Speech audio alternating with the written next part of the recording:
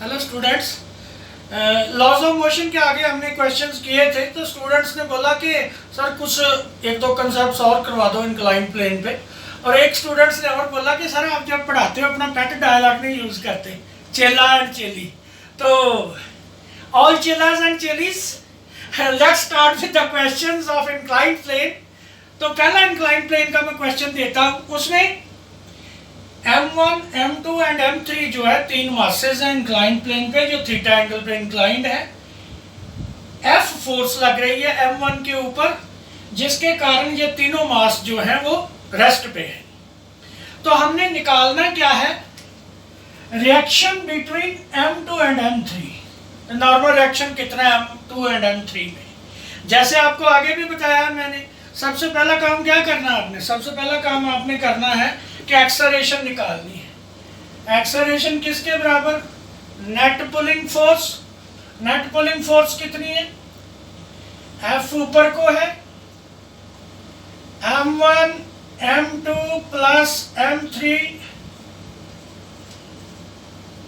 G sine theta जो है किधर को है, नीचे को है, divided by total mass M1 plus M2 plus M3।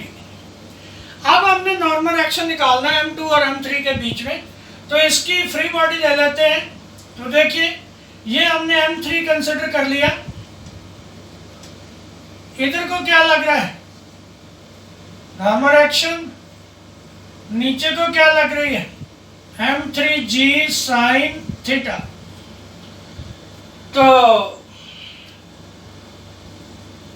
हम इसमें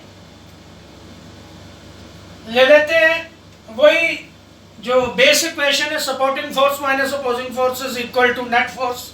तो सपोर्टिंग फोर्स क्या है N, अपोजिंग फोर्स क्या है M3G sine theta is equal to net force mass into acceleration. तो N कितना आ गया जी,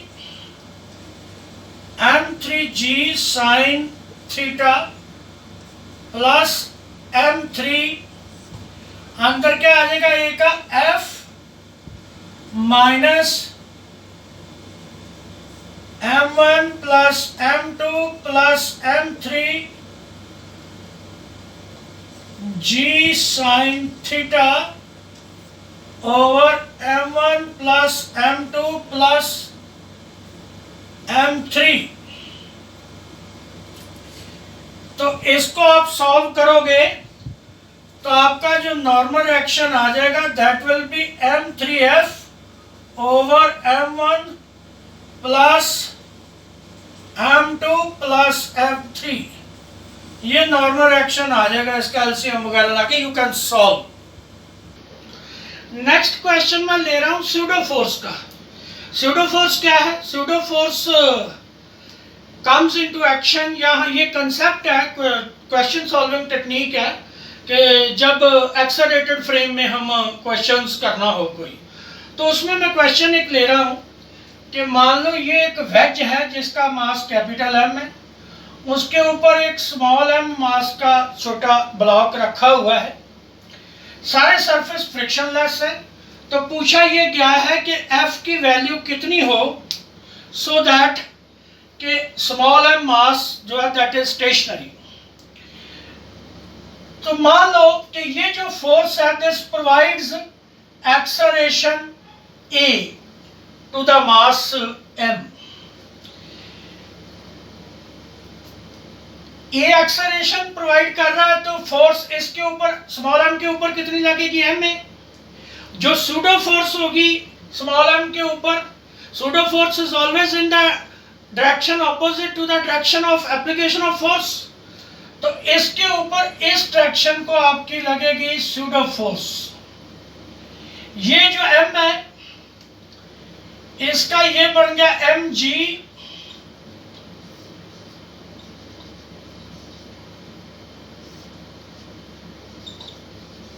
mg cos theta mg sin theta. ये थीटा है तो ये भी थीटा, इसका कितना बन गया, M A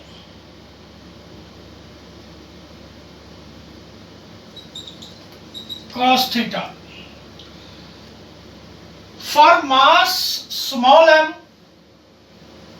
to remain stationary, net force on this mass should be 0. So for that, ma cos theta should be equal to mg sin theta, and A is equal to g tan theta. सो इसका मतलब अगर acceleration जो है वो कितनी हो, जी tan theta हो, तो ये जो ब्लॉक है स्मॉल एम मास का, ये वेज के ऊपर क्या रहेगा, स्टेशनरी रहेगा. और जो एफ है that will be m plus m into g tan theta. एक तो ये केस है, एक दूसरा केस आ जाता है इसमें, तो वो पूछता है कि दूसरे पोर्शन में कि ये एम मास के वेज में और ये ब्लॉक है जो, इसमें कांटेक्ट फोर्स कितनी है. कांटेक्ट फोर्स जो है ये होगी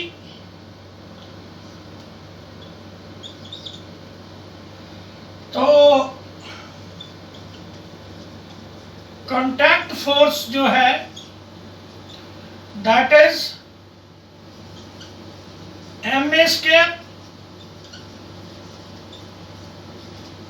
plus mg square under root. Here we can write m a कितना था अपना, g tan theta,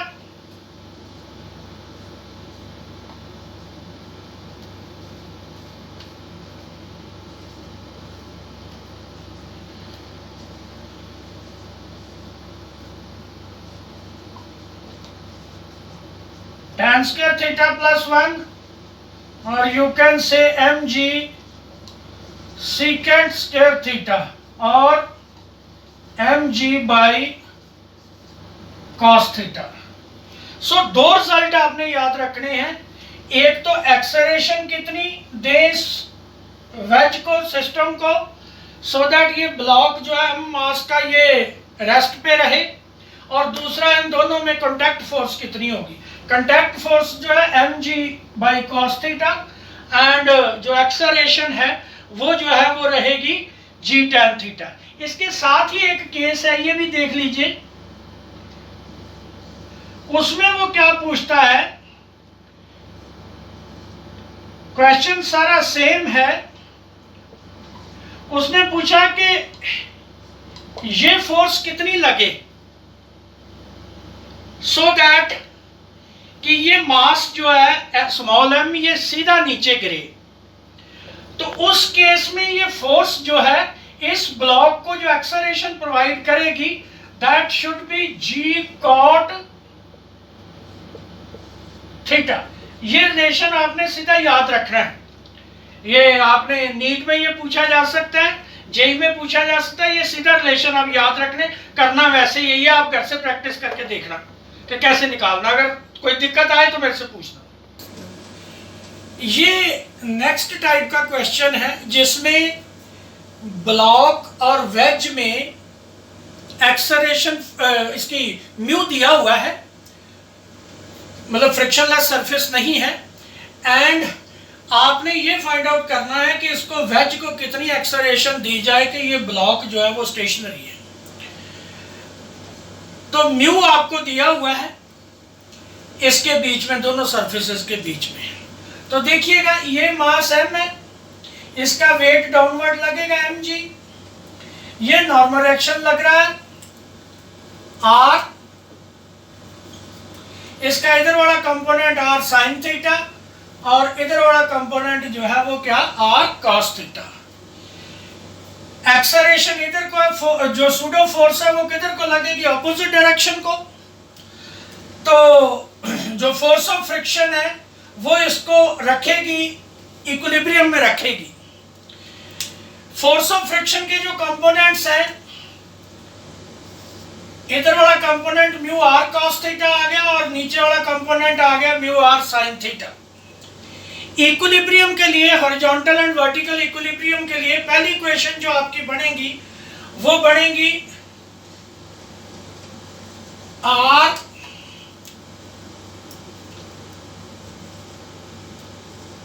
sign theta plus mu R cos theta is equal to M A.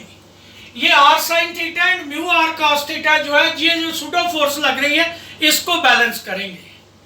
And ये क्वेश्चन नंबर 1 आ गई। और दूसरी क्वेश्चन जो है वो बनेगी R cos theta is equal to M G plus mu R sine theta, mu R sine theta. इससे आप ये कर सकते हैं R cos theta minus mu R sine theta is equal to M G. ये क्वेश्चन नंबर 2 आ गई। Putting theta is equal to 45 degree and solving 1 and 2, as I have already told you, you will get A is equal to G 1 plus mu over 1 minus mu. This is the maximum acceleration which the wedge can be given so that this block is stationary. Yes, ये आपने सीधा relation याद रखना है, एक बार खुद solve करके देख लेना है, because you are appearing in NEET and JEE, तो आपने ये एक बार खुद करके देखना, आपकी प्रैक्टिस हो जाएगी। तो ये थे लॉज ऑफ मोशन के कुछ क्वेश्चन फॉर योर प्रैक्टिस। अगर आप और कोई रिक्वायरमेंट होगी तो मेरे को कमेंट्स में आप बता सकते हैं। आज आगे मैं थोड़ा वर्क पावर एनर्जी का आपको इनिशियल थोड़ा बता देता हूँ, कल उसके क्वेश्चन करेंगे। वर्क पावर एनर्जी में सिंपल बात है कि work is said to be done when applied force displaces a body. तो वर्क जो है पॉजिटिव भी होता है, नेगेटिव भी होता है और जीरो भी होता है। इसमें एक बात याद रखनी है कि work done by centripetal force is always zero. एक तो ये बात याद रखनी है। एक जो क्वेश्चन काफी बार आता है कि वर्क डन बाय फ्रिक्शन, ज्यादा लोग यही बोलते हैं बच्चे वगैरह कि ये नेगेटिव है जी, फ्रिक्शन तो नेगेटिव काम करेगी। तो उसमें आपने याद रखना है कि वर्क डन बाय फ्रिक्शन में भी नेगेटिव, जीरो और पॉजिटिव, ये बात याद रखनी है। तो इसमें मैं जो बेस लाइन है वो आपको बता देता हूं। वर्क पावर एनर्जी चैप्टर में जो बेस लाइन हम वो यूज करेंगे, जो मैंने पिछले लेक्चर में बोला था, जिसमें लार्ज नंबर ऑफ क्वेश्चंस होंगे। पहला तो ये work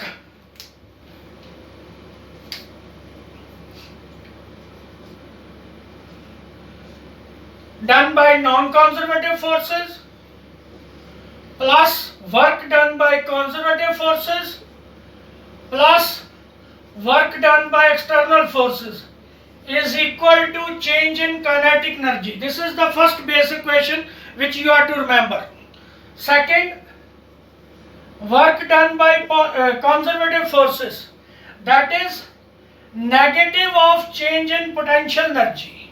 And third, work done by non-conservative plus work done by external is equal to change in kinetic energy plus change in potential energy. For conservative forces,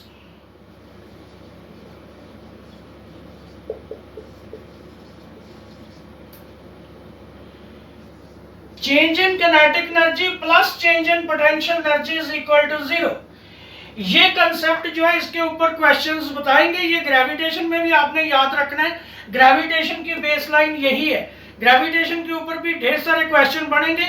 आप उसमें ये relation लेके चलेंगे कि किनेटिक एनर्जी में चेंज और potential energy में change जो है उसका सम जो है वो हमेशा क्या रहेगा, 0 रहेगा।